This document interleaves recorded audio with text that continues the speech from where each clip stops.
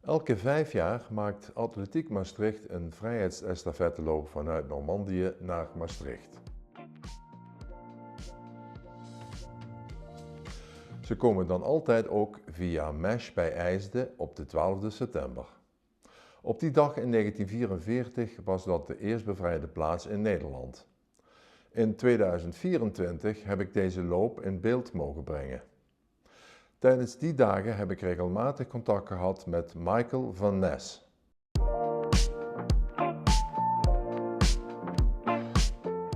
Dat is een kleinzoon van brigade generaal Anderson.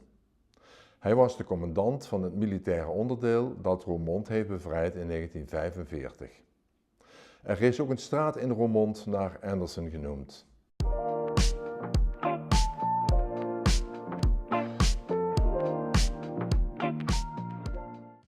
Ik heb het voorrecht gehad om zijn kleinzoon te interviewen over zijn grootvader.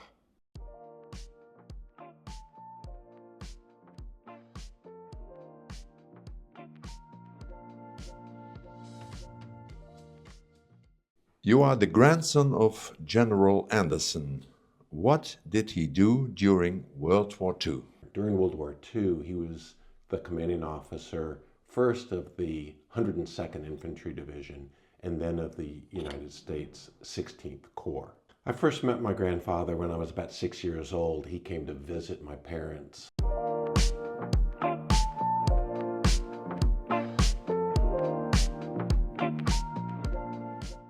My dad was in the Navy, and we were stationed at Point Mugu, California, and my grandparents came across country, and I met him for the first time in 1959. Shortly thereafter, my father was transferred to Washington, D.C. So I knew my grandfather from 1960 until his death in 1967.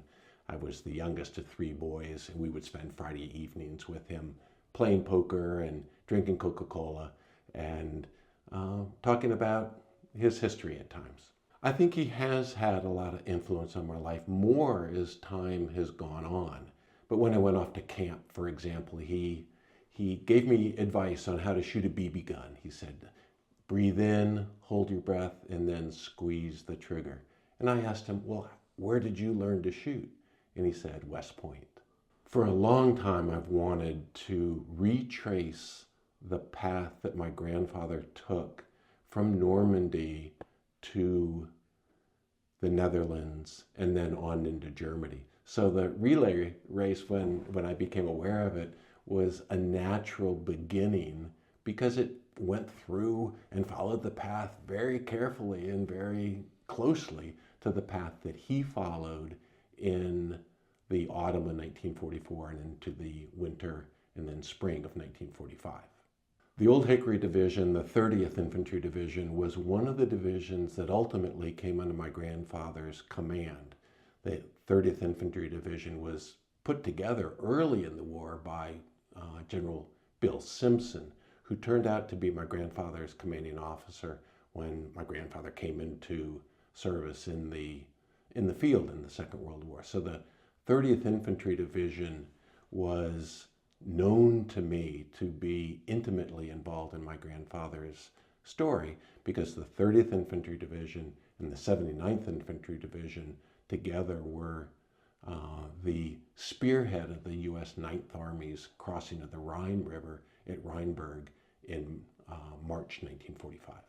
The citizens of Roermond have been very devoted in their relationship with my grandfather.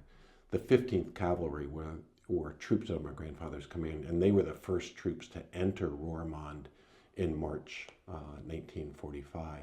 The citizens of Roermond had been anxiously awaiting liberation, and for the 5 or 6 months after southern Netherlands were liberated, they remained occupied by German forces, and it could hear the sound of battle on the other side of the Maas River and on the southern side of the Roer River. But they were still under German occupation forces.